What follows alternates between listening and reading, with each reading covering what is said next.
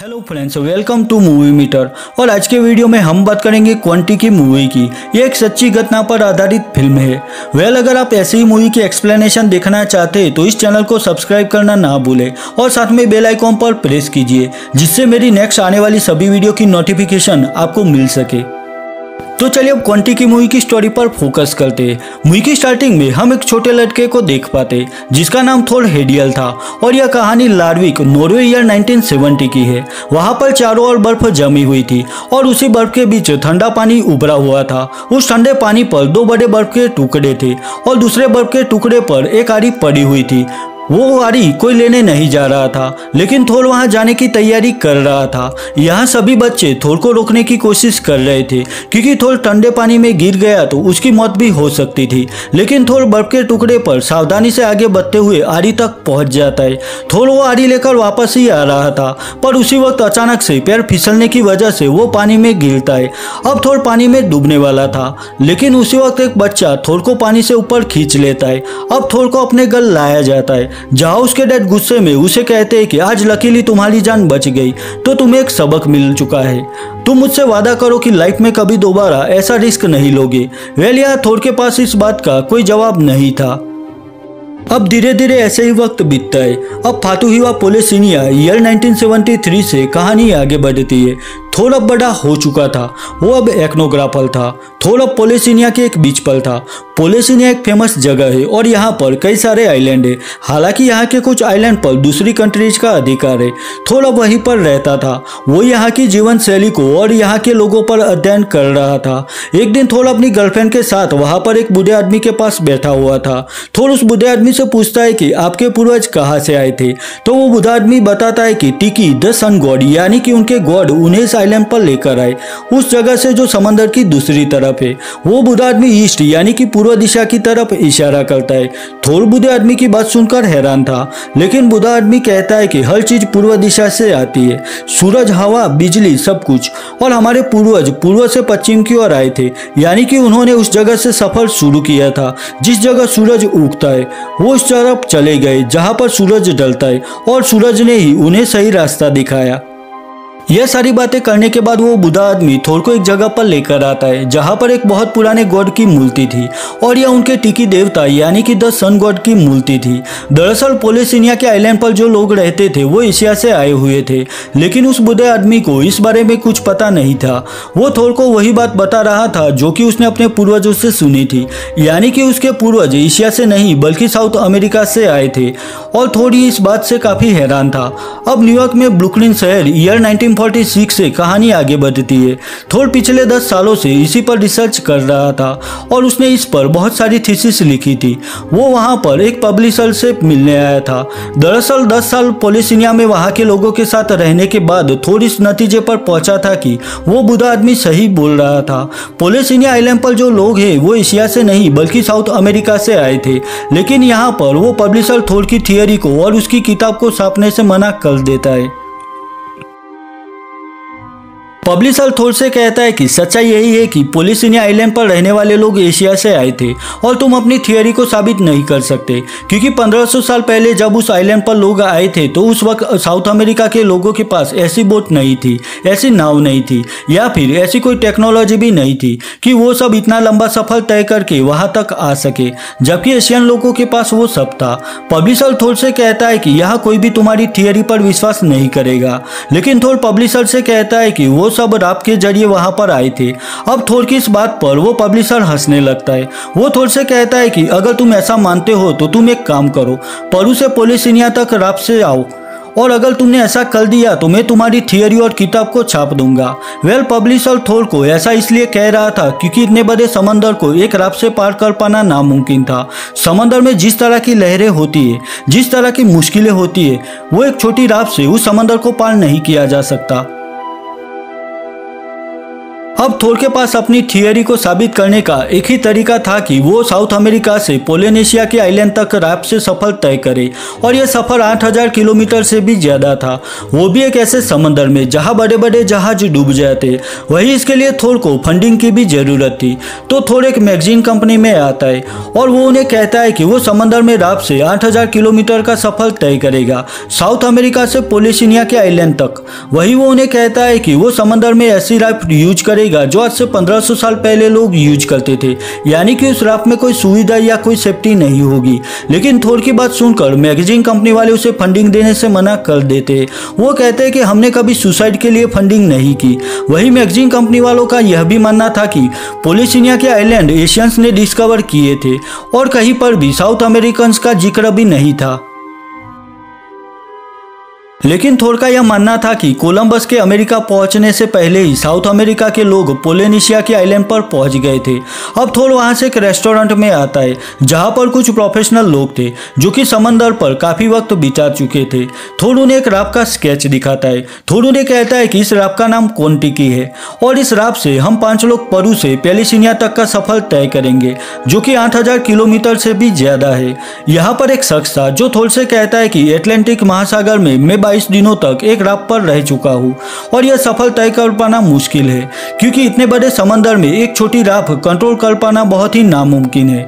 वो थोर से कहता है कि जो स्केच तुमने बनाया है उस राफ्ट में तुम जो लकड़ियां लगाओगे, जिन्हें तुम रस्सियों से बांधोगे, कुछ ही दिनों में वो रस्सियां टूट जाएगी और हम सब उस विशाल समंदर में फंस जाएंगे। इसके बाद हम सब उस समंदर में बस अपनी मौत का ही इंतजार कर पाएंगे। अब थोर उस शख्स की बातें सुनकर रेस्टोरेंट से बाहर चला जाता है। रेस्टोरेंट में हरमन नाम का एक बंदा भी बैठा हुआ था और उसने थोर की बातें सुन ली थी। हरमन थोर के पास आता है और उसे कहता है कि तुम्हारा राफ्ट वाला आइडिया मुझे बहुत पसंद आया, मैं भी तुम्हारे साथ चलना चाहूँगा। थोर हरमन से कहता है कि क्या तुम सेलर हो? तो हरमन थोर से कहता है कि नहीं, लेकिन तुम भी सेलर नहीं हो। हरमन कहता है कि मैं एक इंजीनियर हूँ, लेकिन अभी बस रेफ्रिजरेटर बेच रहा हूँ। अब थोर हरमन को अपनी टीम में शामिल कर लेता है और इस तरह से थोर को अपनी टीम का पहला सदस्य मिल जाता है। लेकिन अभी भी थोर के लिए सबसे बड़ी मुश्किल फंडिंग की थी। थोर अपनी वाइफ लिव को फोन करता है और उसे बताता है कि मैं इस क्रिसमस पर घर नहीं आ पाऊंगा क्योंकि मैं पेरू जाने वाला हूँ। लिव थोर को ऐसा ना करने के लिए कहती है, लेकिन थोर लिव से कहता है कि मैंने यह नहीं किया तो मैं खत्म हो जाऊंगा, क्योंकि मैंने अपनी जिंदगी के 10 साल इसमें लगा दिए हैं। लिव थोर को यह भी कहता है कि तुम्हें तो तैरना भी नहीं आता, लेकिन थोर अपने सपने पूरे करना चाहता था, इसलिए वो क्रिसमस पर घर नहीं आता और सीधा पेरू चला जाता है। यहाँ पर और 3 लोग थे जो इस सफर पर थोर के साथ जाने वाले थे। वो सब कुल मिलाकर 5 लोग थे। यहाँ पर बड़ी लकड़ियाँ थी जिन पर वो लोग बैठे हुए थे और थोर उन्हें कहता है कि इन लकड़ियों से हम राफ्ट बनाएंगे और वही तरीका यूज करेंगे जो आज से 1500 साल पहले यहाँ के लोग यूज करके राफ्ट से पोलिनेशिया गए थे, क्योंकि वो राफ्ट में कोई फेरबदल नहीं कर सकते। अगर कोई टेक्नोलॉजी उन्होंने यूज की तो उनका दावा गलत साबित हो जाएगा। वही थोर यह भी जानता था कि उसके इस मिशन में काफी पैसे खर्च होने वाले थे, इसलिए थोर एक अमीर शख्स के पास आता है। थोर उसे कहता है कि मैं यह साबित करना चाहता हूँ कि पोलिनेशिया में जो लोग हैं वो यही के लोग हैं। यह बात सुनकर वो अमीर शख्स हैरान था, लेकिन वो इसके लिए थोर की मदद करने के लिए रेडी हो जाता है और इस तरह थोर को और उसकी टीम को जरूरी पैसे मिल जाते हैं। थोर के सफर की खबर न्यूज़पेपर में भी छपती है और वहाँ थोर से मिलने एक फोटोग्राफर आता है। वो थोर से कहता है कि मुझे भी सफर में अपने साथ ले जाओ, जिससे पूरी दुनिया इस ऐतिहासिक सफर के बारे में जान सके। अब थोर अपने टीम मेंबर की मदद से राफ्ट तैयार कर देता है और उन्हें अलविदा कहने के लिए कई लोग समंदर किनारे आए हुए थे। यहाँ सबको यकीन था कि इस सफर में जाने वाले लोगों को वो दोबारा नहीं देख पाएंगे, क्योंकि यह सफर बहुत ही मुश्किल था। आखिर में थोर अपने टीम मेंबर के साथ वह छोटी सी राफ्ट लेकर समंदर में आगे बढ़ने लगता है। यहाँ उनके पास 1500 साल पुरानी पैटर्न से बनी एक छोटी सी राफ्ट, खाने का कुछ सामान, एक छोटी सी सेफ्टी बोट और एक रेडियो था। अब उनकी राफ्ट धीरे धीरे समंदर में आगे बढ़ रही थी। अब एक रात जब सब लोग राफ्ट में सो रहे थे, तब समंदर में भयंकर तूफान आता है। थोर वहां राफ्ट के सेल को हटा रहा था, तभी अचानक से वो पानी में गिर जाता है। थोर को तैरना भी नहीं आता था, लेकिन उसके साथी उसे ऊपर खींच लेते। थोर अब राफ्ट पर आ चुका था। आज थोर का लक था, क्योंकि वो मौत के मुंह से बाहर आया था। अब दूसरे दिन सुबह समंदर का तूफान शांत हो चुका था, लेकिन तूफान की वजह से राफ्ट को काफी नुकसान हुआ था। अब वो सब साथ मिलकर राप को रिपेयर करते। उन्हें अब राप पर 4 दिन हो चुके थे और धीरे धीरे वो अपनी मंजिल की तरफ आगे बढ़ रहे थे। लेकिन यह सफर इतना भी आसान नहीं था, क्योंकि बीच समंदर में उन्हें एक बहुत बड़ी व्हेल मछली दिखाई देती है। उस व्हेल मछली को देखकर हरमन डर जाता है, क्योंकि व्हेल उनकी राप के नीचे से निकल रही थी। हरमन वहां से एक दालदार हथियार उठाता है, जिस पर एक रस्सी बंधी हुई थी। हरमन उससे व्हेल मछली पर हमला करने ही वाला था कि तभी थोर हरमन को रोकने की कोशिश करता है, लेकिन तब तक देर हो चुकी थी, क्योंकि हरमन का फेंका हुआ वो दालदार हथियार व्हेल की बॉडी में घुस गया था। अब वो व्हेल पानी में नीचे की ओर आगे बढ़ने लगती है। वही उस हथियार से रस्सी राप पर बंधी हुई थी, तो वो राप भी वहां पर घूमने लगती है। अब वो राप डूबने ही वाली थी, पर राइट टाइम पर वो हथियार व्हेल मछली की बॉडी से निकल जाता है, जिससे राप वहां पर डूबते डूबते बच जाती है। अब हरमन की बेवकूफ़ी की वजह से बाकी टीम मेंबर उसे डांटने लगते हैं, लेकिन थोर उन्हें रोक लेता है और उन्हें कहता है कि राप पर कोई किसी को कुछ नहीं कहेगा, जो भी कहना है वो मैं कहूँगा, क्योंकि इस राप का इंचार्ज मैं हूँ। अब धीरे धीरे दिन गुजरने लगते और उनके पास जो रेडियो था वो भी खराब हो चुका था, तो वह किसी से कोई कॉन्टैक्ट नहीं कर सकते थे। वही दूसरी तरफ हरमन की दिमागी हालत भी खराब होने लगती है। उसे लग रहा था कि राप की लकड़ियाँ पानी ऑब्जर्व कर रही है, जिससे धीरे धीरे वो सभी रस्सियाँ टूट जाएगी जिन्हें राप से बंधा हुआ है, और सभी लोग आखिर में पानी में डूब जाएंगे। दरअसल रेस्टोरेंट में सेलर ने थोर को समंदर में आने वाली मुश्किलों के बारे में बताया था। वो सब हरमन ने भी सुन लिया था और यह बातें अब उसके दिमाग पर हावी हो रही थी। अब वो कैमरामैन अपना कैमरा लेकर सेफ्टी बोट से राप से थोड़ा दूर चला जाता है, जिससे वो दूर से राप और अपने टीम मेंबर की वीडियो शूट कर सके। और जब वो कैमरामैन रिकॉर्डिंग कर रहा था, तभी वहां पर एक बड़ी शार्क आती है। यहाँ पर चारों तरफ खतरनाक शार्क मछलियां थी, जो किसी भी वक्त उन लोगों पर हमला कर सकती थी। अब थोर वो शार्क मछलियां देख लेता है और शार्क उनके कैमरामैन साथी पर हमला कर सके उससे पहले थोर वो सेफ्टी बोट राप की ओर खींचने लगता है। आखिर में कैमरामैन राप पर आ चुका था, लेकिन राप पर बाकी टीम मेंबर्स में से एक के पास उसका पालतू तोता था।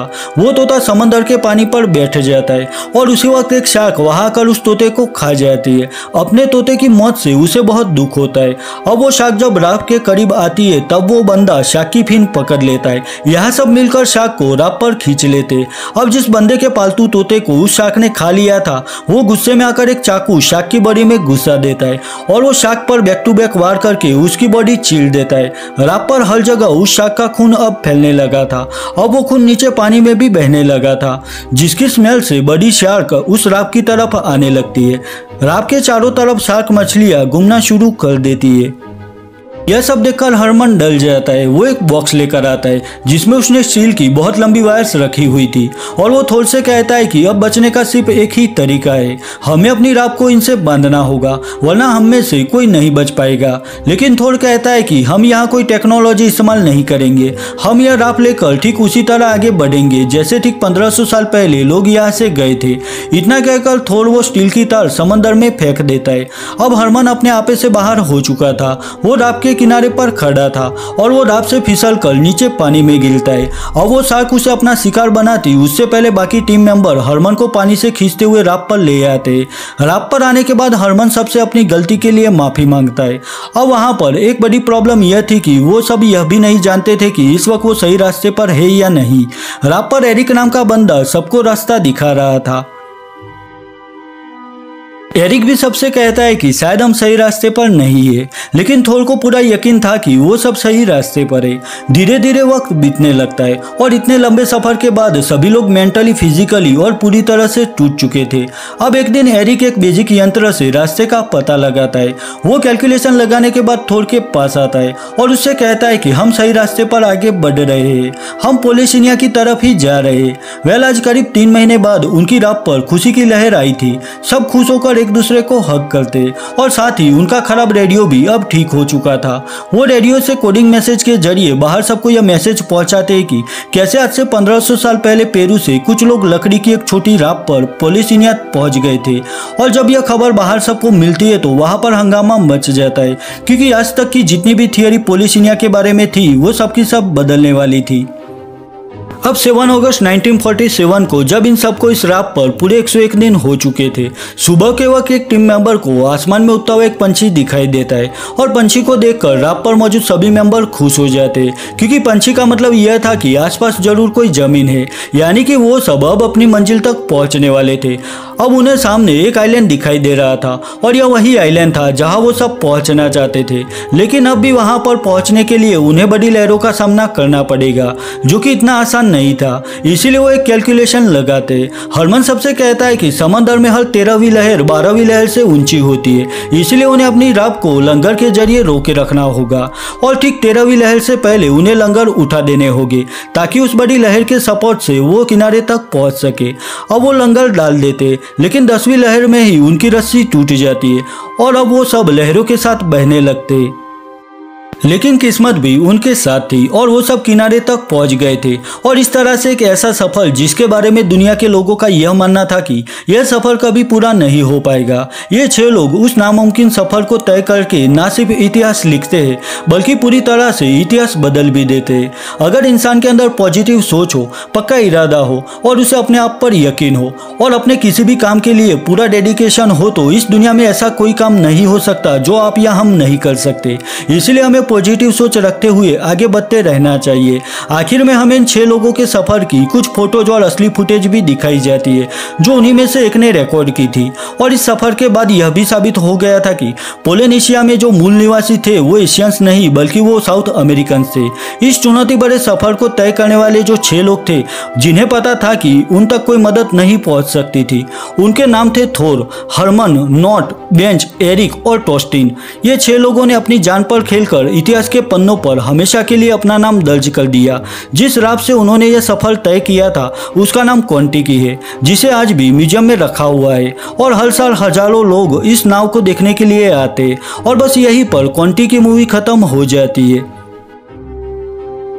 2012 में रिलीज हुई क्वांटिकी मूवी को IMDb पर 7.2 आउट ऑफ 10 स्कोर मिला है। वही रोटन टोमेटो पर इसे 81% एंड ऑडियंस स्कोर 77% मिला है। अगर यह वीडियो आपको अच्छी लगी है तो इसे लाइक और शेयर कीजिए और मेरे लिए कोई भी सजेशन है तो मुझे कमेंट सेक्शन में कमेंट करके बताइए। तो मिलता हूँ अपनी नेक्स्ट वीडियो में, तब तक के लिए बाय बाय।